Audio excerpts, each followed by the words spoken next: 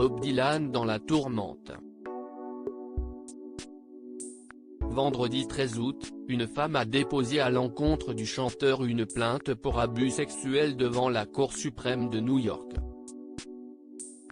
Elle affirme avoir été abusée sexuellement par le chanteur lorsqu'elle avait 12 ans, pour des faits qui remontent à 1965, affirme le New York Post qui s'est procuré les documents judiciaires de cette affaire. Si la plaignante, identifiée sous les initiales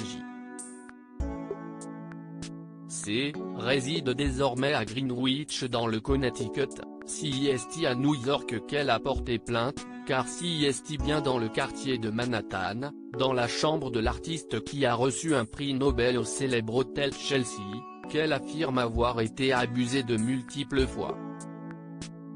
Selon la plaignante, soutenue par ses avocats, Bob Dylan s'est servi de son statut de musicien pour gagner la confiance de J.C. et la contrôler afin de la molester et de l'abuser, et ce entre avril et mai 1965, tandis que le chanteur était âgé de 23-24 ans. Bob Dylan, sur une période de 6 semaines entre avril et mai 1965, s'est lié d'amitié et a établi un lien émotionnel avec la plaignante, indiquent les documents judiciaires consultés par le New York Post, qui précise également que ces abus ont été accompagnés de drogue, d'alcool et de menaces de violence physique. Une violence, la laissant émotionnellement marquée et psychologiquement endommagée à ce jour, ont précisé les avocats de la plaignante.